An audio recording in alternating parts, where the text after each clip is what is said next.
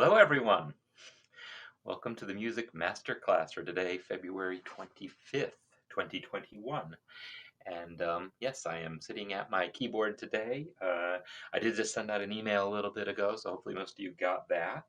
And I'm sitting here because I'm going to do a keyboard demonstration. I had fun doing a little bit last time. I was not prepared for it because I was dealing with the technical stuff I was dealing with. So but hopefully it goes. The technical stuff should be dealt with okay. And but yeah, I wanna show you some stuff at the keyboard here now that I've kind of established that I can do this. So thanks everyone for checking in. I'm monitoring the chat here on my phone, and I see people checking in from all over the world, which is always just so fun for me. All right, so it had been requested. Colleen had mentioned last time or a couple times ago that I should do something in honor of Chick Corea, and yeah, I'm happy to do that. And I'm going to do a bit of a demonstration. I'm going to actually play for you and uh, talk a little bit about his music. So for people who don't know, Chick Corea was a jazz pianist who just died recently, and his main claim to fame probably was being one of the main people who kind of started the jazz fusion sort of movement, or whatever you want to call it, in the 70s, of finding ways of bringing elements of rock music into jazz and vice versa.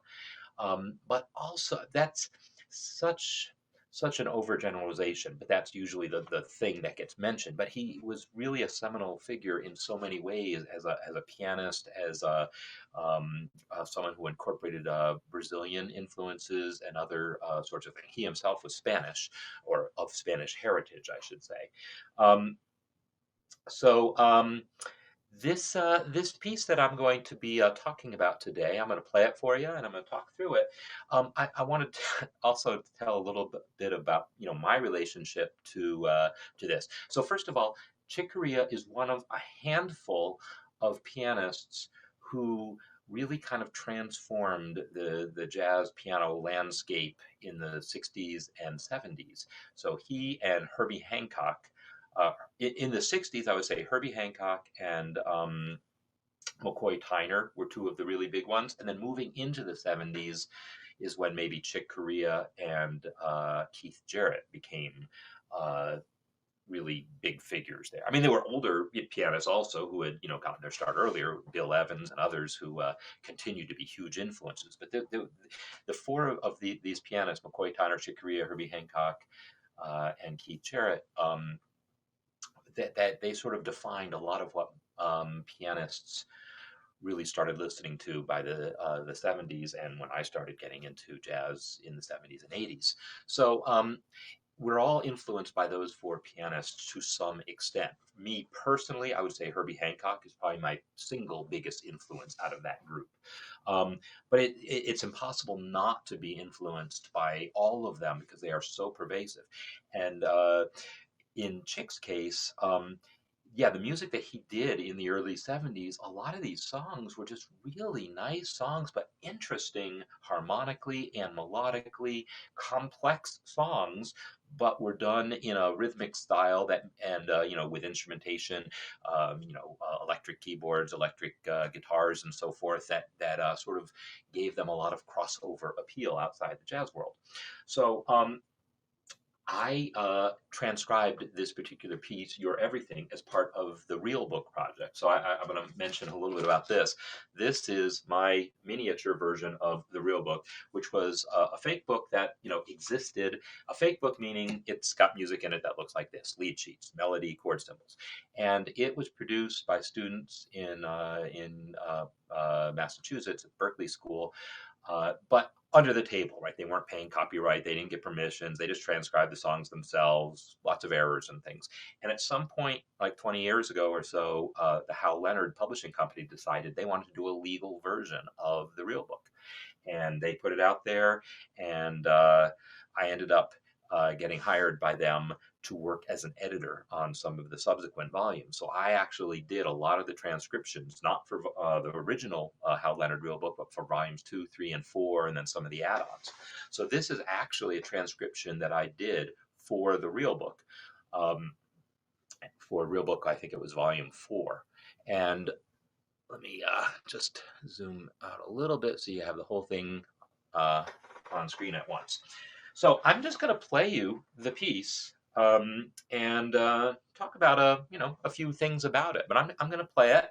I'm going to play it like a short jazz performance would go. I'm going to play down the melody and do a little improvisation and play some of the melody out.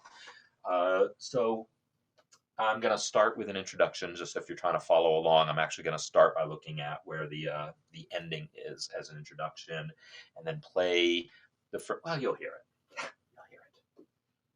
That's the thing.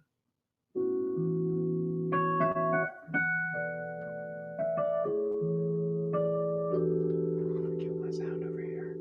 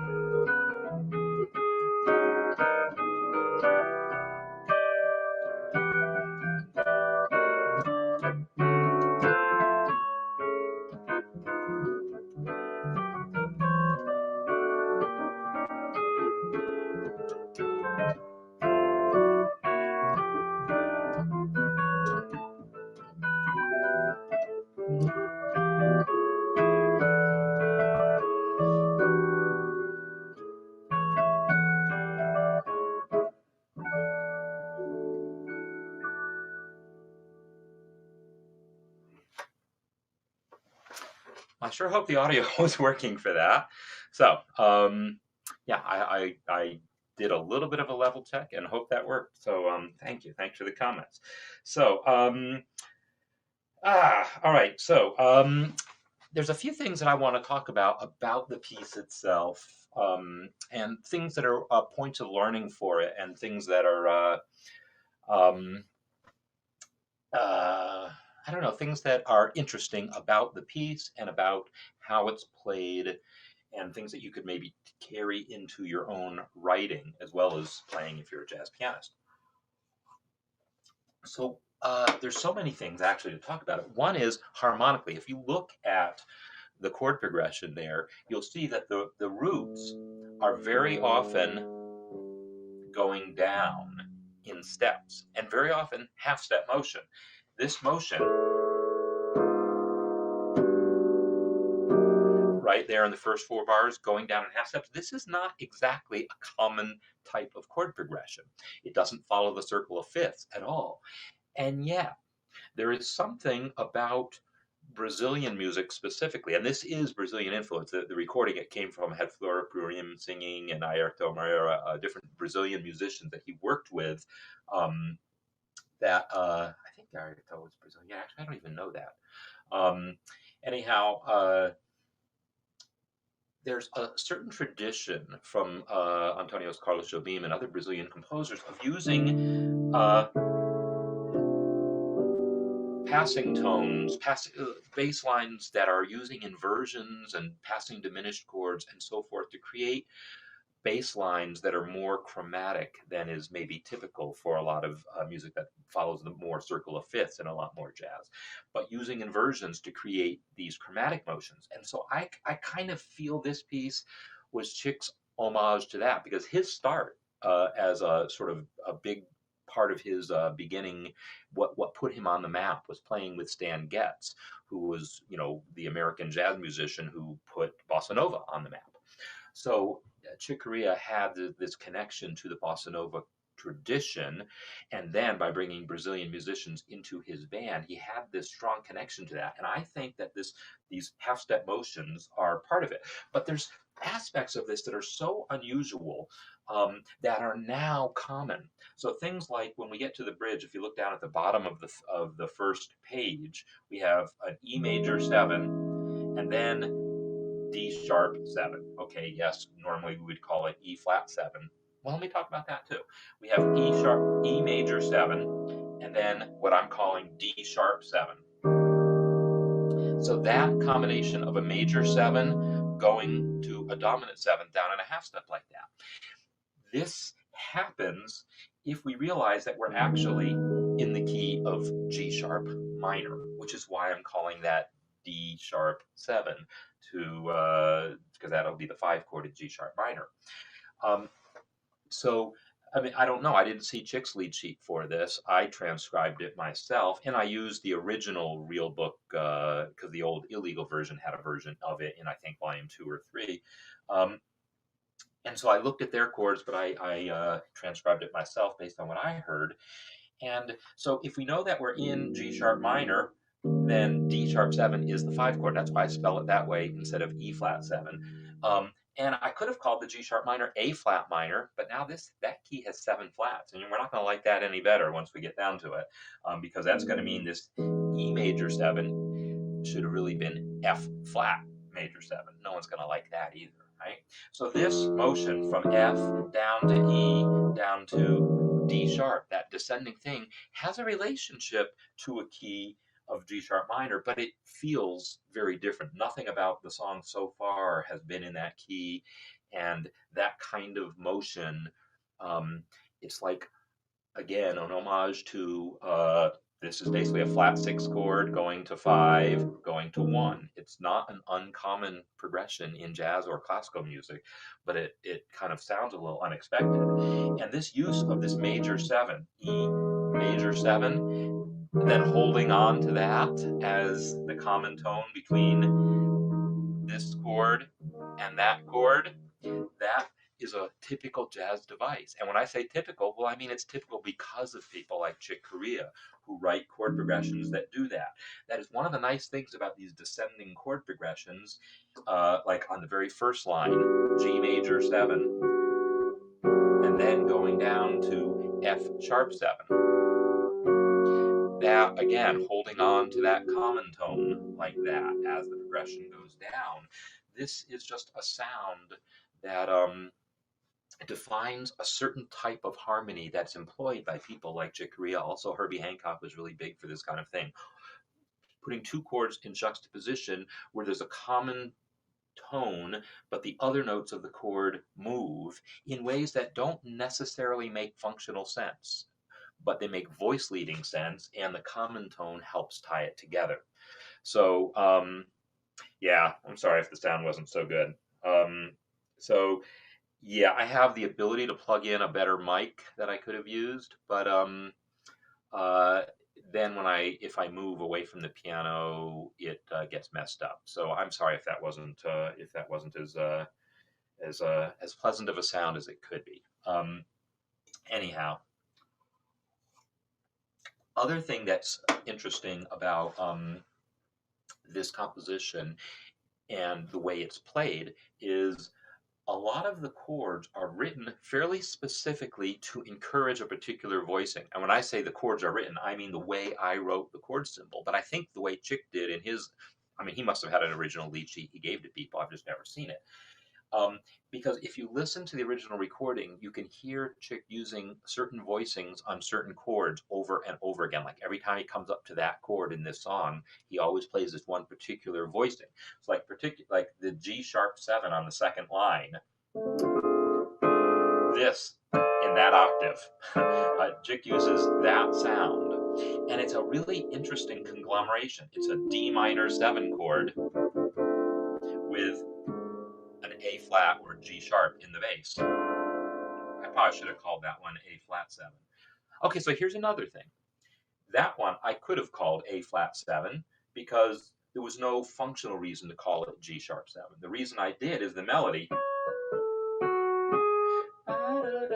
F sharp, G sharp. It makes more sense to call this melody note G sharp, given that it's coming off of the F sharp. And so these decisions of having to figure out what to call a chord enharmonically, what to call melody notes, these decisions come up all the time when we're dealing with this language. And again, this language it was new to jazz in like the 60s when Herbie Hancock and Wayne Shorter were a couple of the first musicians to introduce this language, and Chick was all over it. So you end up with all sorts of situations where you have where you have to spell a melody in a way that makes sense, and you end up calling that note G sharp, and then you have to call the chord G sharp 7, even though literally that means nothing. It's not because it's the 5 chord in the key of C sharp or anything. It really otherwise shouldn't have been called G sharp. I would have rather called it A flat based on the fact that it's going to a G minor. I'd rather have called it A flat and had that happen. So anyhow, so yeah, Michael, it's good to see you, and feel free to rewind back to the beginning, and you'll hear me play some. So that voicing here of this G sharp 7 chord that basically has a D minor 7 as his voicing, but with a G sharp in the bass. Chick uses that voicing like almost every time he comes to that chord in this song. And there's other places, and what that sound is sometimes we call an upper structure. It's a specific type of polychord where you have one chord, in this case D minor 7, in the right hand, and the bones, or the skeleton as I call it, of another chord, A flat 7 here, the root 7th of an A flat 7 here, and a D minor 7 here. And it all adds up. This A becomes the flat 9 on the chord, C is the 3rd of the chord, D is the sharp 11 of the chord, F is the 13th of the chord. So that sound is this polychord upper structure type of sound. Chick uses that kind of throughout some of the more colorful chords on here. There's a chord F major 7, sharp 5, that is really an A major triad with an F in the bass. And there's other places where chords can be voiced in this sort of way. F sharp 7 with a flat 9. If you voice this to include a 13th also, you can have an E flat triad here against an F sharp chord skeleton, root 7th, and then so the root and 7th of an F sharp chord and an E flat triad up here. And it gives you that flatted 9th that makes it really want to come down a 5th to B.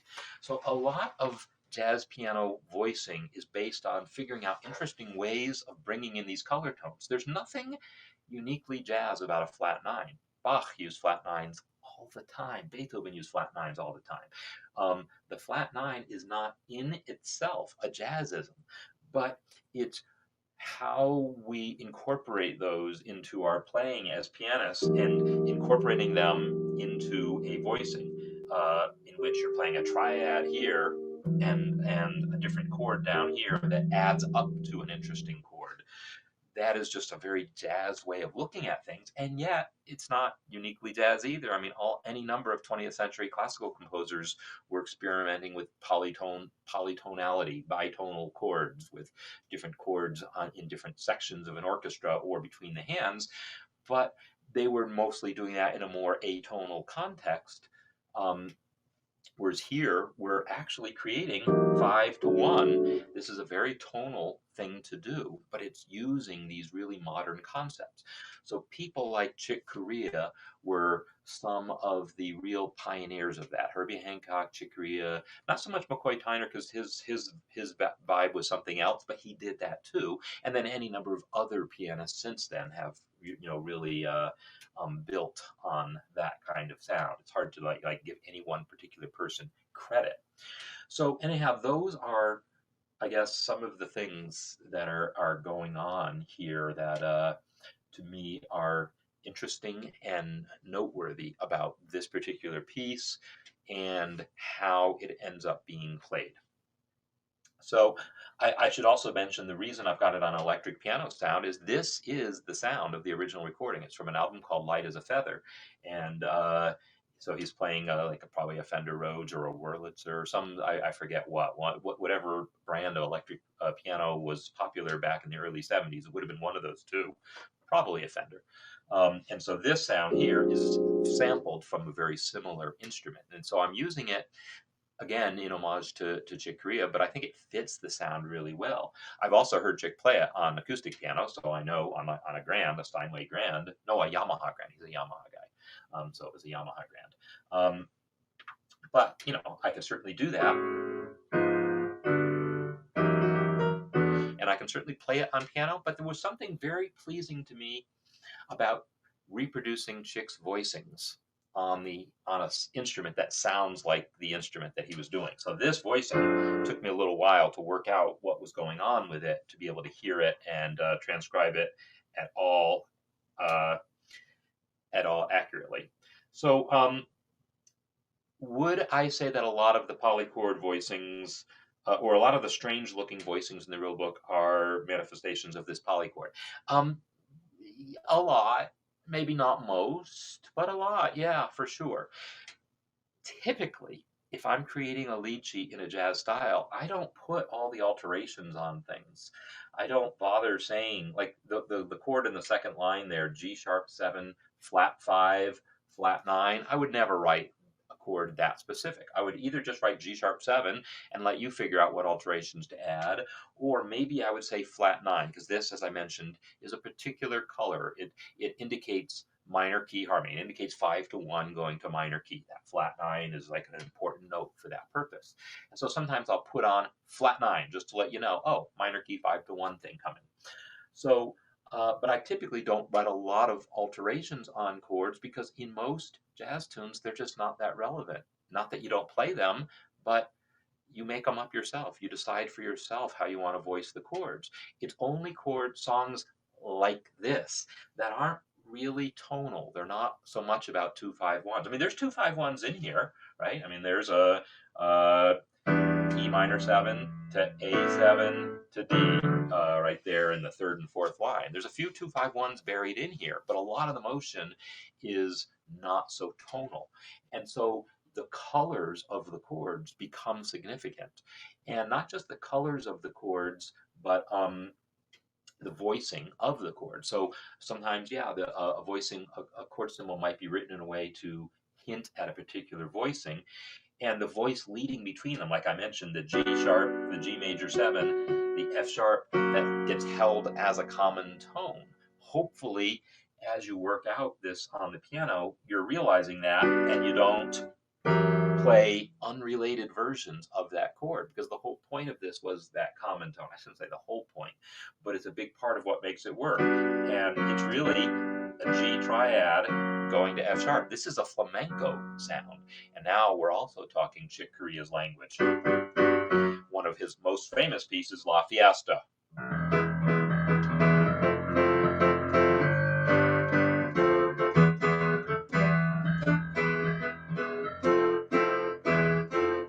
And this is in a flamenco key of E. E to F major 7, kind of keeping the E common tone.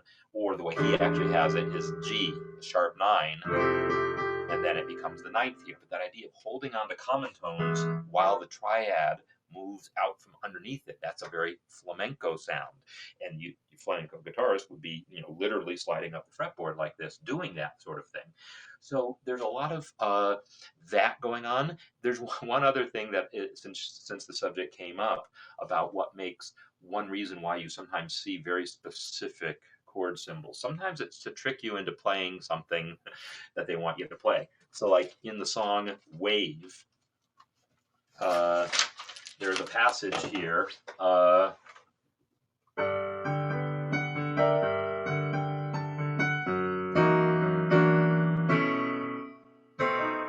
So this is written using chord symbols because it says F sharp 13th. Here's your 13th. Then it says F sharp 7, sharp 5. That's that note. This 13th goes down and becomes that sharp 5. Then it says B9.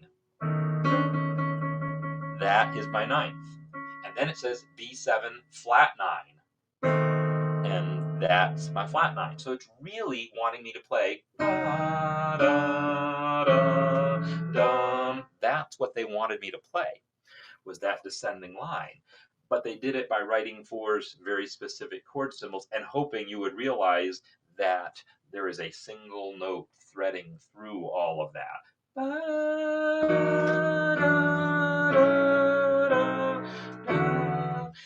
That line they want you to play. So sometimes you'll see chord symbols written really oddly specifically because there's one note that's in there that they wanted you to see the connection of that to the previous note. This is like secret code. How would you ever know that? I don't, through experience, basically. So, yeah, that's all. That's all stuff. And so Michael also asked about a G sharp 7 alt, and yeah, that's alt is a shorthand we use basically to say all alterations are fair game. What it really means is don't play the unaltered ones. Don't play a regular 9 or a regular 5. It's going to sound bad. But it sort of means what you want it to mean. But this sound here, that's an alt type sound, but it's not the only alt type sound. Another version would have a sharp 9 instead of a flat 9, or both of them for that matter. Well, you got to get both thirds in there. So this sound here. So there's all sorts of different sounds that get used that for different combinations of alterations, and often, yeah, sometimes we'll write the triad, we'll write it as a polychord, D minor 7 over A flat, but then that really just means the A flat bass note. And if we really want to get the root and 7th in the left hand, you can write D minor 7 / A flat 7, and people will sort it out. But now we typically don't go that far with things. So anyhow, that's some stuff about Chick Corea, about your everything, and a little bit about some jazz piano strategy for you. Cool. So I'm going to switch gears now and return to my usual digs.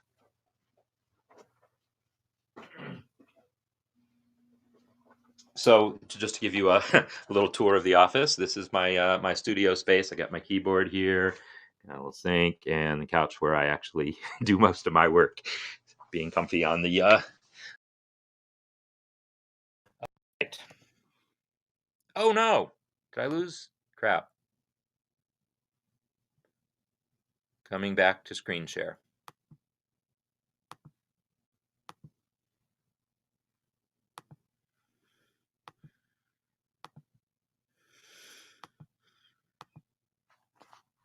So hopefully I wasn't not transmitting for too long there, and uh, so my okay, that's a good yeah. I think what Samuel is saying here, I would say is accurate. When I said alt really tells you to avoid unaltered ninths and fifths, it also tells you to avoid the unaltered 13th. Now, the thing is, you could obsess about what you think that symbol means, or yeah, I think it was my screen that maybe I would have lost very briefly, but in any case, everything should be okay now. If not, let me know. So yeah, when you see alt, it's telling you to avoid the unaltered fifth, but it probably also means it's a good idea to avoid the unaltered sixth because that's going to clash with the sharp five. But the thing is, you could say that this is what the symbol is supposed to mean. You could also obsess about the difference between sharp 11 and flat 5, and one of them tells you to play this scale and the other one tells you to play that scale. It doesn't matter what you think technically it should mean. The reality is it's going to mean what the person reading it interprets it to be. These are shorthands. If you want a particular voicing to be played, right out the dang voicing. And really, that's what I should have done on this piece, except I'm writing a lead sheet and I'm trying to work within the boundaries of how the real book is structured. For instance, there's a particular melody you might have heard me play right here. Boom, bum, bum, bum, boom, bum, bum, bum is a little counter melody that gets played there.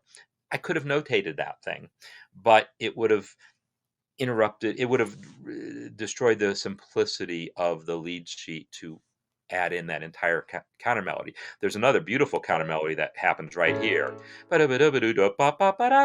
Well, I can't sing it in tune, but anyhow, it's a flute melody that happens at this point that I would have loved to incorporate into this lead sheet, but then you end up with something that's cluttered and complicated, and you just have to make choices when you're producing lead sheets, how much information to preserve, how much to hope that people figure out.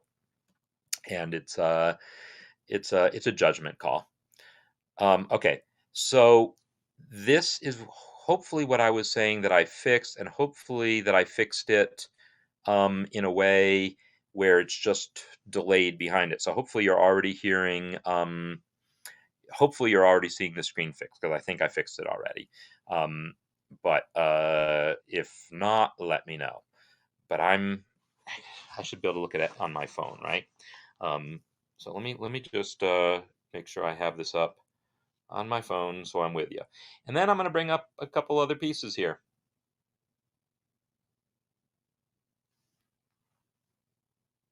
Except it thinks that I'm all right. Yeah, I think I'm good. Okay, so yeah, that was my little blurb about Chick, and you're everything. So we'll miss you, Chick Corea. Chick also is someone who you know kept kind of he remained relevant up until his death. In fact, even just in the last year, he started launching online courses and publishing some of his older music in bound form, and put out a book just recently. So he really, I mean, he was dying of cancer, and I guess he knew that. The rest of us didn't.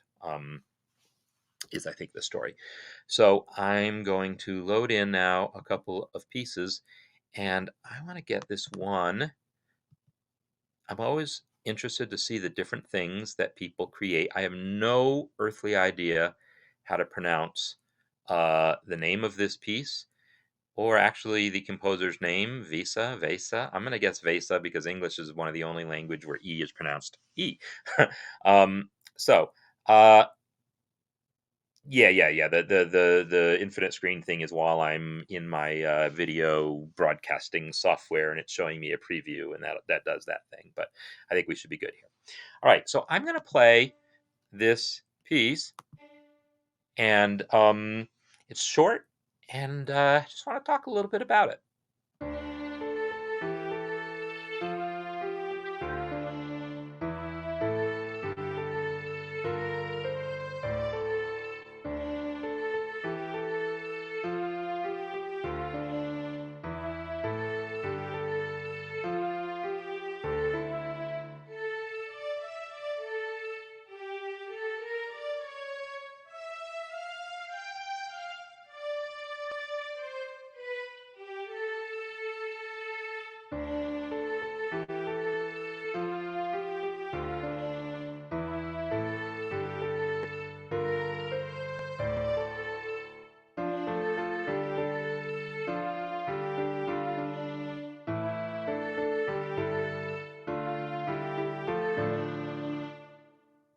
And there you have it.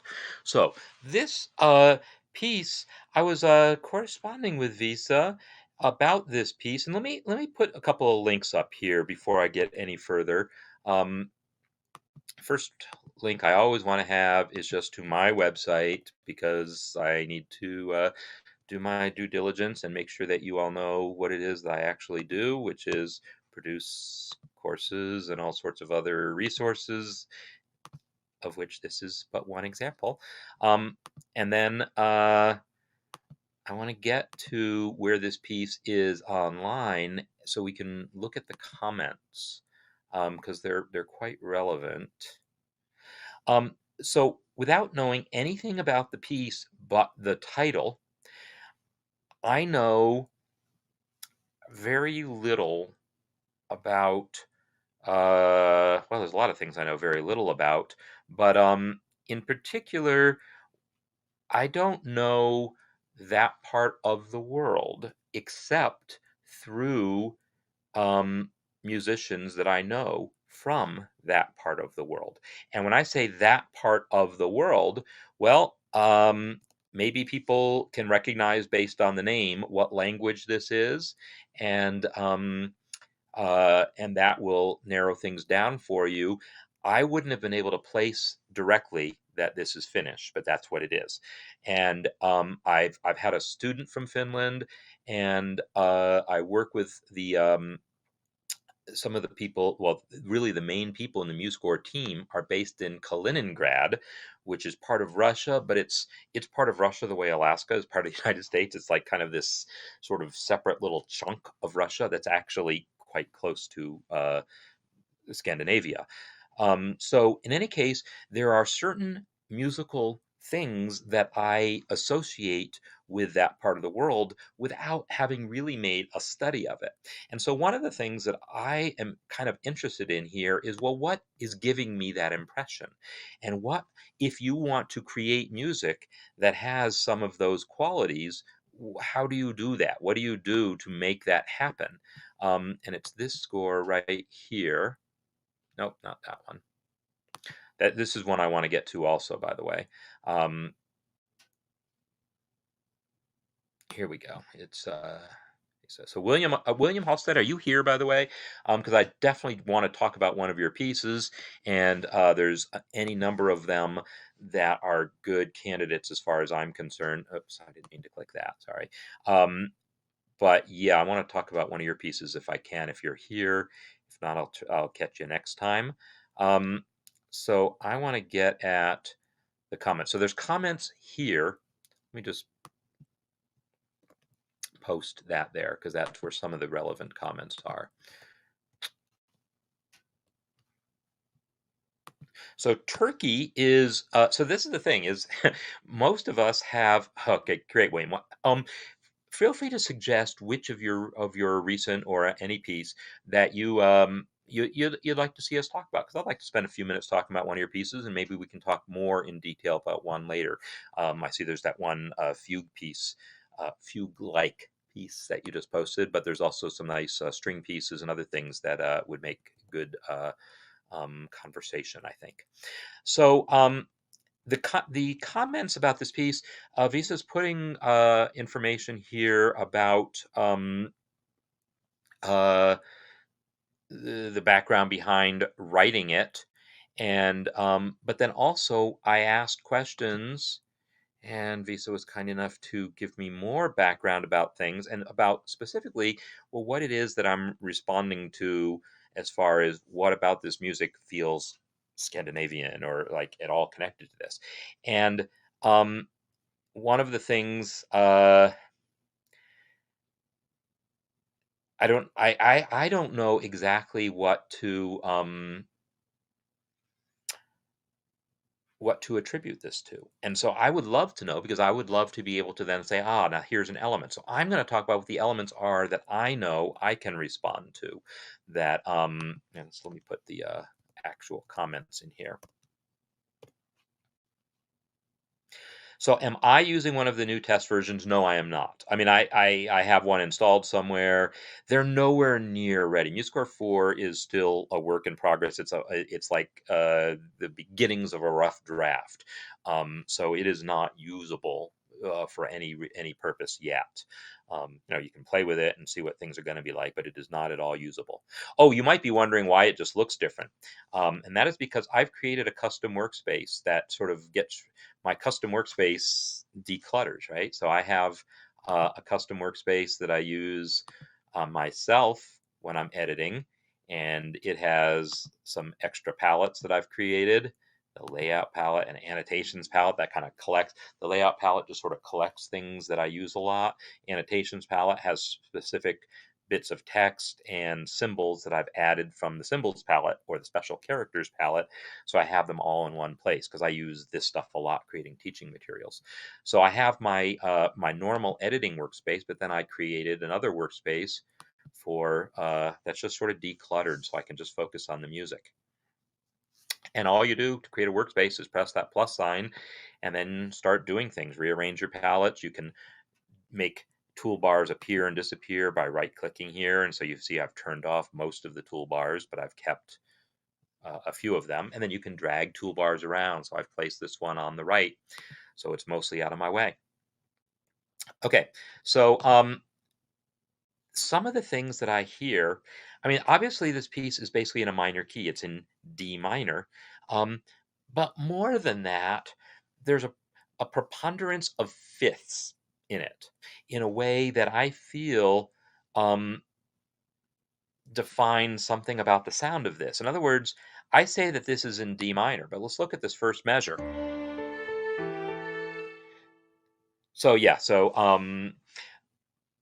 this dum, dum, dum, dum, dum, is D minor, and yet there's not an F to be seen, right? The melody is just about the root and the fifth, and the bass line D E. Eventually, we hit an F in the second measure, but despite not hearing an F until the second measure, nothing about me imagined that this was going to be major. In fact, if this had been changed to F sharps, I think I would have been extremely surprised. Oh, I need to turn it up a little bit. I've turned it down so it doesn't mess up things. Because last time I used headphones. Yeah, there we go. That doesn't feel like what I was expecting. Based on the first measure, I instinctively knew this was in minor, partially because I saw the key signature, yes. But listening to it,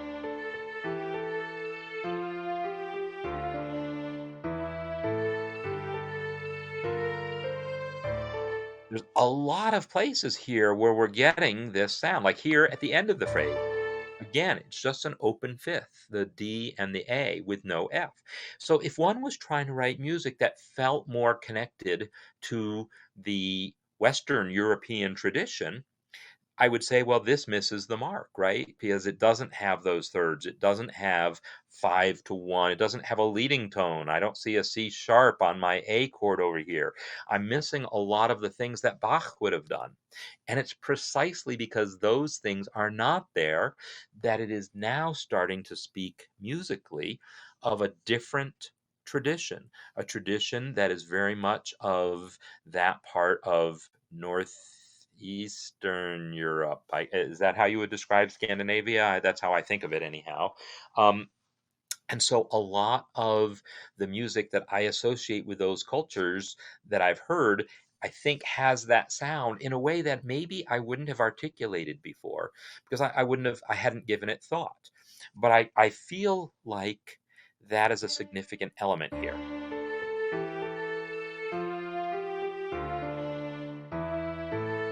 This is my 5 chord. And again, it's missing a third. It's just roots and fifths.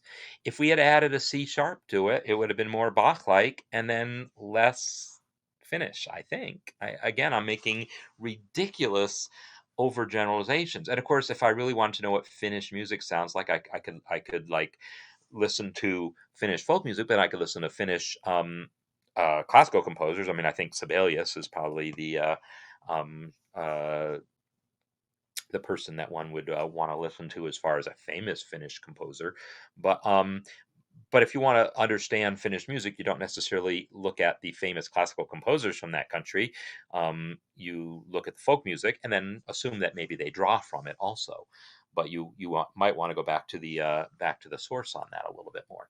So to me, that's a big part of what I'm hearing here. And then the melody, also just starting right off with that leap of a fifth. It's not out. It does eventually outline a triad here, but there's something about this that again, musically speaks to that kind of sound. So that is a sound that it exemplifies very perfectly a concept that uh, you'll hear me talk about from time to time. And since I haven't said it in at least a month, I'm going to give you my demonstration. Uh, I'm going to give you my demonstration on the assumption that you can see me do this. And if not, I'm just going to narrate what it is I'm doing. But yeah, so also Gregorian chant for sure is there's a lot of styles that might be missing the third, but then we wouldn't expect chords so much at all. This still had a sense of 1 chord, a 4 chord, and a 5 chord. So there's something that's tonal about it, but not in the way that we're used to it. And so it's more specific than the sound of medieval or Renaissance music because it's very clearly chordal, but not not so much triadic. Okay, so here's my demonstration. What I always say about music theory, and some of you have heard me say this before, it's we talk about music theory being rules, but they're not rules that tell you what you can and can't do. It's not like a rule that says, you can't drive more than 70 miles per hour on this highway, or ones that say you can't rob a bank or you can't kill people. They're not rules that tell you better not do this or you get punished. They're rules like rules of nature, laws of nature. The law of gravity is always the example I give, and many of you again have seen or heard me say this before. So the law of gravity tells me if I take this phone and drop it, it falls, and if I'm clever, I catch it. It doesn't care if I drop it or not, right? It's not like thou shalt not kill. It's not thou shalt not drop thy cell phone. Gravity doesn't care if I drop my cell phone. It just tells me if I drop it, it falls down. If you don't want it to break, you don't drop it on a hard surface. But if you are there's any number of settings where you might want to drop your cell phone just to put it down without having to put it down gently, and it's going to be okay, whatever. Gravity works for you. It pulls things down in ways that are, sometimes what you want, sometimes what you don't want, but it is what it is, and there's no getting around it. Well, music theory is like that, is my point here. Music theory doesn't care if I put a third on my chord or not. It doesn't care if I write parallel fifths. Parallel fifths, by the way, is what's happening here. We have a perfect fifth followed by another perfect fifth, something that you learn to avoid doing. Or here, perfect fifth followed by another perfect fifth a step away. Two perfect fifths. Usually, when people fall into the trap of doing it, they're a step away. But in a case like this, it's actually a leap from one fifth to the other. Whatever. There's rules that tell you, well, they don't tell you not to do them. They are mistakenly taught to you as saying avoid parallel fifths. But that's only half the equation. It's avoid parallel fifths if you want to sound like Bach. Don't avoid them if you want to sound like Fesa. Fesa. Don't avoid them if you want to sound like this type of music, whatever it is that I'm responding to here. Whether this is really a Finnish folk music sound or not, I don't actually know, but it's a sound, right? It is absolutely a sound. And one that we can relate to, one that we've heard before. We've heard music that uses these sounds before, and uh, now what we've learned from this is, chords without thirds can be good. Chords that have parallel fifths can be good if that's the sound you want. So just like the law of gravity doesn't say don't drop the phone, it says if you drop the phone, it's going to fall. Then you have to decide if that's what you want or not. The rule about parallel fifths says, really what it says is if you create a parallel fifth, it's going to create this particular sound. And then it's up to you to decide if you want that sound or not. So if you're trying to write music in the style of Bach or in the style of Mozart or in the style of whatever, Palestrina, whatever Renaissance composer you might think of who also worked hard to avoid parallel fifths, then you avoid them. But if you want to create this sound, it's an earthier sound, is maybe for lack of a better word, um, that uh, then that's exactly what you do. You do the thing you that they tell you not to do, because what they really mean is don't do it if you want to sound like us. So I see Metallica mentioned. Yeah, that's usually the example I get. A power chord is an open fifth. It's a fifth with no third. And as soon as you take a power chord and play it, and you play it on a guitar with distortion, now we're entering the world of heavy metal, and you start sliding those things up and down the fretboard, and you got parallel fifths galore. And again, huge part of that sound of a particular type of rock music. Um, I always use, reaching back a little further than Metallica, I can look at ba-da-dum, ba-da-dum, oh yeah, you got that something. By Beatles, I Want to Hold Your Hand starts right off with these like open parallel fifths that it's just part of the rock and roll sound, really. So in any case, to me, that's the most noteworthy thing about this. There's a melody. It's accompanied well. It's restated here. It has this bridge. And does the original actually have that unaccompanied? Yeah, it does. It just has this open section. And in the open section, it actually does introduce that leading tone, which is interesting. The leading tone was brought in when the chords went away.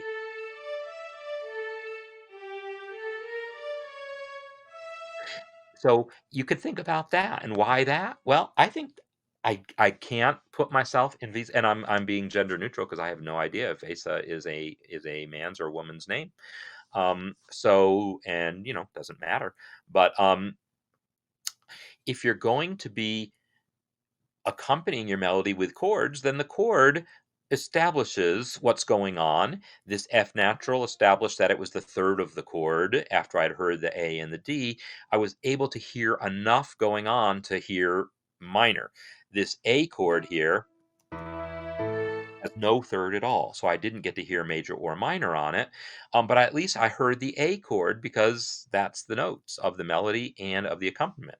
As soon as I have a melody that is devoid of accompaniment, now I only have one note, perhaps, to tell the story of that chord. So here,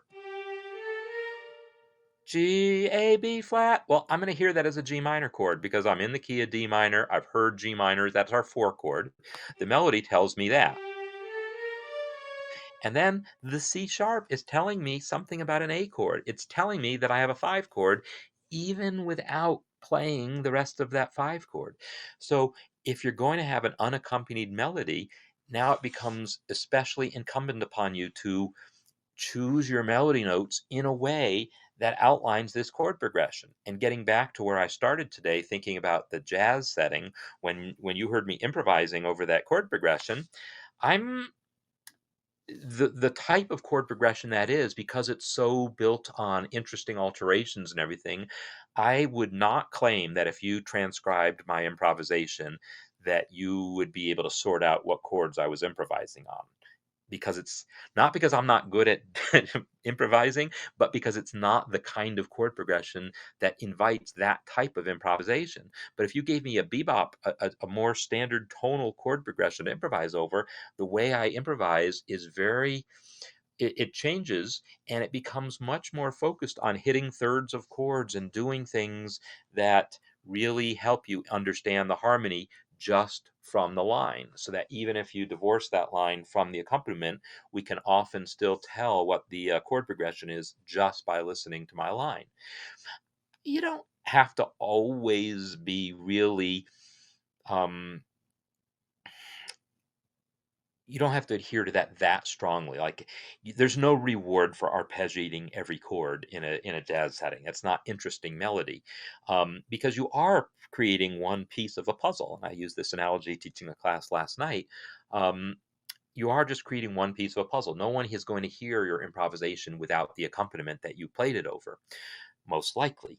So there's no requirement that your improvisation work unaccompanied. But that's usually kind of the goal that we strive for if we're playing an improvisation that's in this sort of bebop style where it's a lot of flowing eighth notes. Then, yeah, we usually are stringing a line that we want to be descriptive of the chord progression. And I feel like this C sharp is doing exactly that. So, any case, those are the things to say about this. So, William, I do want to talk a little bit about your piece, and I'll get a little more into it. I think what I want to do is you did mention a particular one, but I have to scroll back and so what happened? You did mention one, didn't you? But now I'm not seeing it. Oh, waltz number 3 or the fugue. Okay, good. So what I'm gonna do is I'm gonna start by talking about the fugue, and I know you're still working on it, right? So I'm gonna talk about the fugue a little bit, and then see if you want to work on it a little more, and I'll talk about it more next time. So that's what I'm going to do here. So what I want to do is talk about the fugue, because the whole idea of fugue, I mean, a fugue has a fairly specific, not 100%, but a fairly specific meaning that uh, I want to get to. And I also have to ask William, there's a Matthew Halstead here. Are you guys related?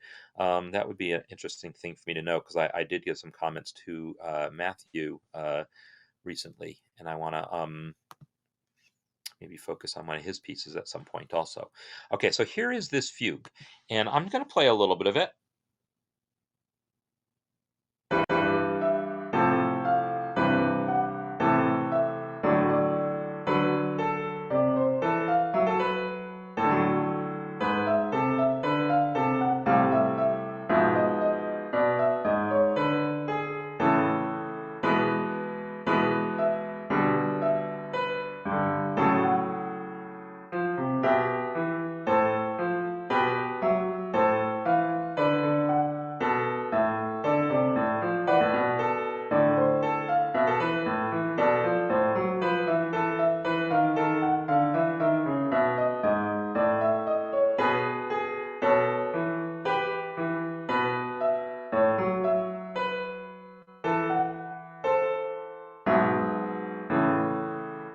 Nice.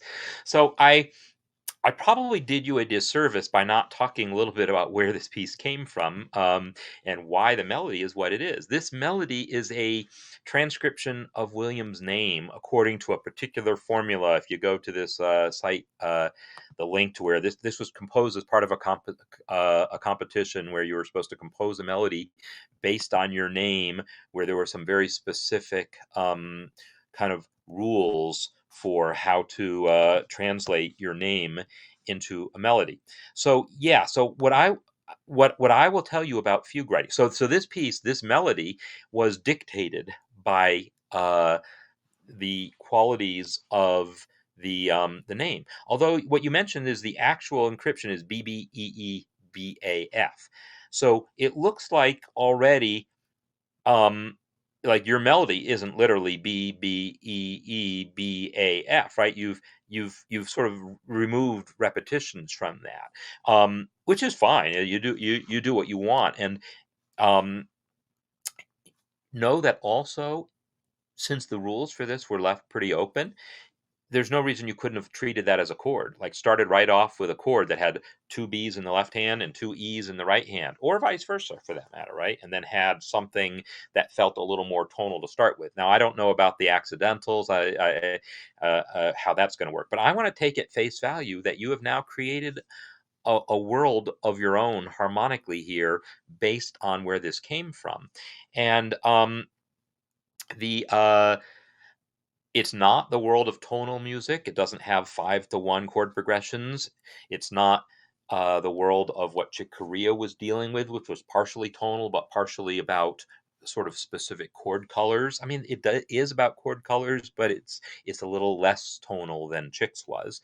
And it's not semi-tonal the way Vesa's piece was, where I could tell what chords were happening. They were just stated in this very kind of stark way. So it's yeah, a different harmonic kind of framework, in which there are definitely things that sound like triads, but they don't get combined in ordinary sorts of ways. So I'm going to take that at face value, because when I've heard some of your other pieces, they are more triadic, they are more tonal, and I'm assuming that this was a conscious choice to go to this world. So if I wanted to define, okay, great, Vesa, I'm glad that you're here. So uh, if I want to define what's going on with a fugue, this, what you have here, is only a portion of a fugue. So first of all, you have your melody here, right? And then you have that exact same melody repeat down here. So first of all, as a fugue subject goes, this one is quite long, in that, as far as I can tell, it's the entire thing, right? It's 1, 2, 3, 4, 5, 6, 7, 8, 9, 10, 11 measures. And then we get 1, 2, 3, 4, 5, 6, 7, 8, 9, 10, 11 measures of that same melody in the left hand. That is hugely long for a fugue. And the reason I point that out is, if you want to write a fugue, you're supposed to be using the subject over and over and over again. And you've basically only stated the fugue. So this is like the introduction to a fugue. The rest of the fugue is yet to be written. And you would be then introducing that same subject in other voices. Like, two voices is, like, I don't want to be one to make hard and fast definitions, but two voices barely counts as a fugue. Three voices is when we start thinking fugue. Yes, you can write a fugue that's only two voices and still call it a fugue. Um, there's no law against it, but really the essence of fugue writing is having more than two voices. So you are going to have your subject stated, and then entering in a second voice, and then a third statement of it at least. And then there will be and then that completes the beginning of the fugue. That's called the exposition, or there's different terms that get used, but it's the beginning part of the fugue, where each voice states that subject. Furthermore, when the second voice comes in, it almost never does it at the same pitch level. In other words, B. Here it's like two octaves lower, but it's still B. It's the intervals have stayed the same, B to E, A to F. In traditional fugue writing, you don't do that. The second entrance is a fifth away. It's in the key of the 5. So this isn't tonal. So key of the 5 barely makes sense. And so I wouldn't be necessarily holding yourself to that, but I would think that you would want to be free to introduce this at a different pitch level. So it doesn't start at E. You keep the same interval pattern after that, but starting at a different pitch level. Do you have to? No. But again, what you have here feels like this sort of stripped down start to something. So if the first entrance was in the original key, the second entrance is then in a different key. usually that key of the 5, as I mentioned, and then the third entrance is back to the original key. If there's a fourth entrance, it's in the key of the 5 again. If there's a fifth entrance, it's back to the original key. It's usually an alternating thing like that. And then once each voice has stated the theme, the subject, then you start developing it. And in the sense of a classical sonata, this would be the development section. And you can use that term for fugues also. But the development of it is going to mean more copy paste kind of job of, oh, this voice starts off with that theme, but then maybe I only use the first two measures of the theme and then I sequence it, right? I take it like do da do dum, and then dee da dee dum. Your next bit of melody does feel related to this, but there's all sorts of things like sequencing or inverting it, taking the intervals and taking them upside down, or augmenting it, turning the quarter notes into half notes, the eighth notes into quarter notes, etc. People developing fugues do all those things, or they modulate. They start in one key and then have it modulate to another key. That's the part where you get creative with your subject, your treatment of the subject, which is one reason, again, why we don't usually have such a long subject. 4 bars, maybe as long as 8 is probably about as long. I'm looking for my copy of Bach's Well-Tempered Clavier, which has got to be around here somewhere, but it's, buried under all my other books. Yeah, I don't know where it is, but in any case, uh, so what you have is a very, very long subject, and that is okay. But it does mean that in order to do these things that I'm talking about, this fugue could get quite long, and so uh, that's something to think about. And then you might also, if you're writing what's a pure fugue, um, it wouldn't be accompanied at the beginning. The original statement of the subject would be unaccompanied. And then when the second voice takes up that subject, the first voice continues to only be a single voice. In other words, you've introduced chords into this voice. So really, you've got like 4 voices going on here, 4 or 5 voices at once, and they're all playing at once. Well, that's not how a fugue would be structured. If you want to have a 5 voice fugue, it would start off with just one voice, and then a second voice would join in with the subject while the first voice went on and did something else, and then the third voice would come in with the subject, and the first 2 voices would go on doing other things, and then the fourth voice would come in with the subject, meanwhile the previous voices do other things. So it's a gradual layering until you reach the full texture, and then within the development you mostly keep to that full texture, but not entirely. You let voices drop out here and there. So the fugue melody absolutely isn't exactly the same every time. So I'm going to give you a link to a document that is an amazing document. It's extremely technical, um, but uh, it's great. That's about all I can say.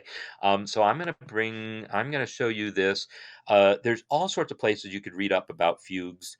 Um, so by all means, but BSG, Bernard, um, has written, basically he's writing a textbook online, and the most recent thing that he has added is something on fugue subjects and how to write a fugue subject and what happens. But so that basic idea that the second entrance is a fifth away, that is what we expect.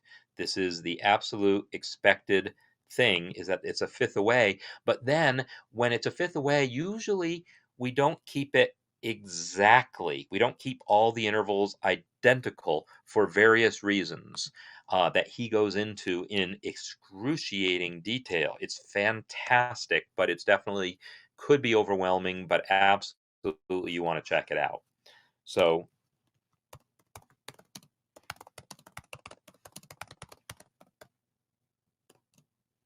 okay. So, so yeah, what he'll talk about is the idea of a tonal versus a real. Does he use the word real? Um, Real is usually the word that's used, but there's a couple other ones, and for some reason I'm now thinking he used the other term that's escaping my memory now. The subject on a certain first note is no more for changing the subject.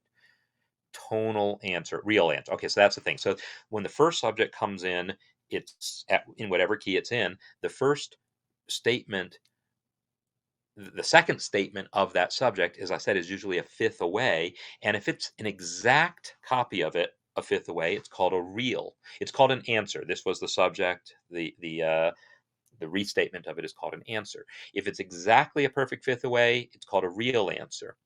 But often we don't have a real answer, because if you did that, it would really change keys to the five. And usually we don't really change keys.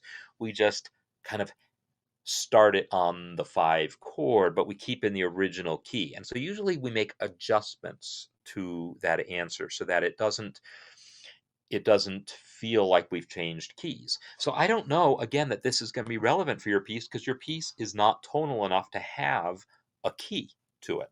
And I think that's fine. Don't feel like the fact that it doesn't have a key to it is a bad thing. It's not at all. But it does mean that there's almost no reason not to have a real answer. The only reason you create what's called a tonal answer is to make it stay within your tonality, to stay in the original key, to keep it from actually modulating. We're not ready to modulate yet. In the development section, we'll modulate. So the accompaniment chords you have here are not needed, I would say, because a fugue, typically you would start off unaccompanied, and then you would still keep this to a single voice, not full chords. That's what writing a fugue is about. Now, there is such a thing as an accompanied fugue, in which a third voice would maybe have accompanying chords, and then two voices are doing the fugue, and the third voice is just providing accompaniment. So you could think of this that way, but um, what you really want, though, is to have some sense that your original subject, the voice that's carrying that, is now doing what's called a counter subject, a new melody that would then also get used by the second voice when the third voice comes in. So when the third voice comes in with the subject, the second voice would normally then reuse the accompaniment that the first voice had while accompanying the second voice, if that made sense. So first voice by itself is the subject. The first answer is the second voice uh, having the subject, while the first voice has a counter subject. When the third voice comes in, now the second voice does the counter subject, and the first voice does something else still. It's not required that that same counter subject get used, but it is something that you do want to, people do go out of their way to reuse that material at least somewhere. So anyhow, this is what a fugue is defined by. It's all of these things that go into it. And yeah, you might find an example of Bach doing things different here and there, and you say, oh, but he still called it a fugue. Yeah, because fugue doesn't have that specific of a definition, but I'm describing you what a typical fugue is. So yeah, those are some things to know about then. So if I were you, if you wanted to really expand this into a full fugue, then I would say, well, you need to introduce the third voice now, and then have something for the other voices to do, and then get rid of this accompaniment or move it to a separate thing. Like maybe have piano be playing chords, but have the fugue itself stated by two other notes. Or if it was supposed to be a piano composition, lose the accompaniment, or figure out how to strip it down to something you can do with just your left pinky while the other fingers are busy fuging, because that's what's going to need to happen. If you look at this is what a fugue would normally look like. We can see individual lines. Here's the top voice, boo-dum, ba-doo, bum, ba-doo, bum, and then bum boo da da dum boo da da da do da do dum, and then this voice has ba bum. See, I can't sing down a fifth because I'm not good enough. Ba dum bum boo dum bum bum bum ba da da dum bum.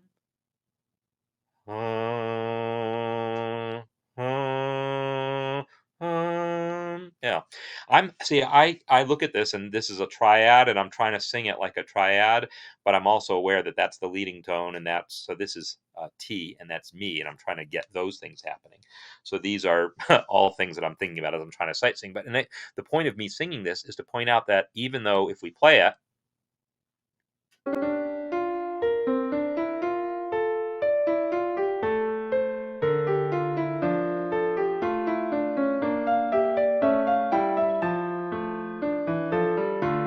So when I play it, you hear chords happen, but that's because there's three independent voices that each have their own statement, their own melodic statements, and they add up to chords, but it's not playing chords. It's the way the voices are combining is very cleverly lining up to chords. And that's because the original subject here was this bum, ba, da, da, da, da, da, da. When I see it unaccompanied like this, now it's much more clearly D minor. I was thinking of this as B flat major because this whole passage feels like B flat major. Because there's no C sharps in here. There's that B flat here. Everything about this was feeling more B flat majory.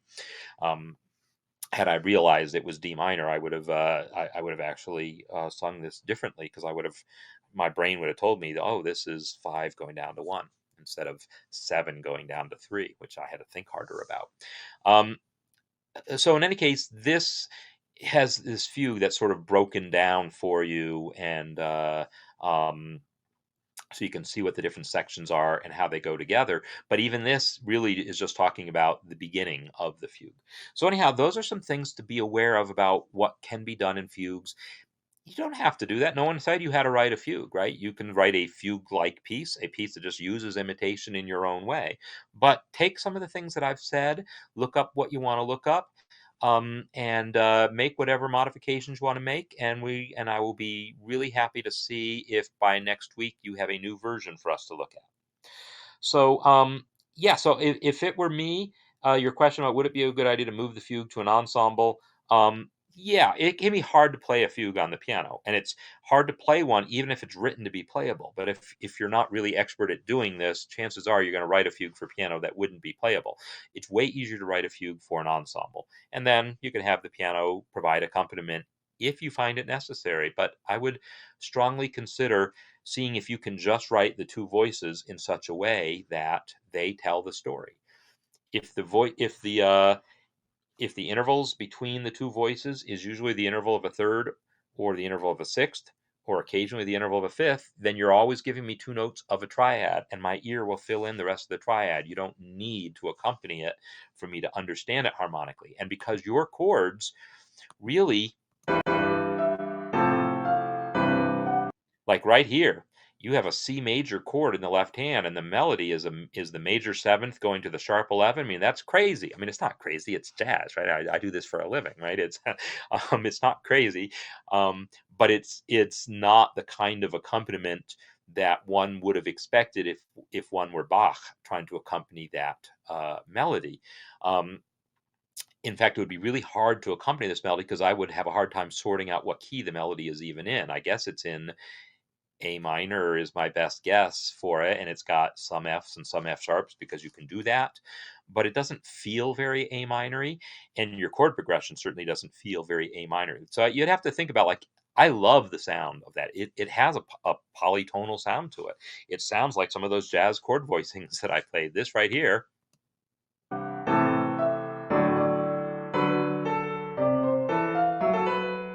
yeah, this chord,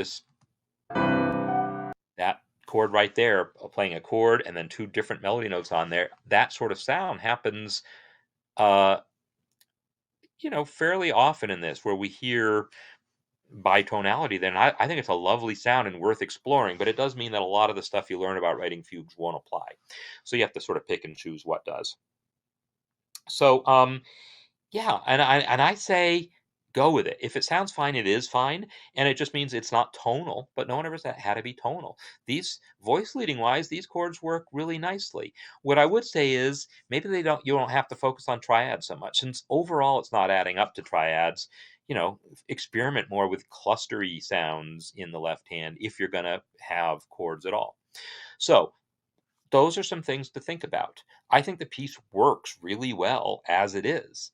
I don't think it needs to do any of the things that I'm talking about. But since you're calling it a fugue and the question comes up, well, what does that really mean? Then it was worth going into that. So now you get to think about how much of that you want to carry forward, and we will revisit next week if you've made any changes. All right. So I've been gone more than long enough, and I need to learn to rein things in a little bit. But anyhow, I have fun doing this, and I hope you do too. So I will remind you, visit my website, check out all the courses and things that I offer here. I am working on developing a counterpoint course, and that will include real specific information on how to write a fugue. It's just, not there yet. So, but there's plenty of other interesting stuff there that you can check out. So I will be back next week and looking at more music, and I'll do some sort of demonstration, and we'll look at some of you guys' music. And I look forward to whatever we come up with. So until then, I will. I hope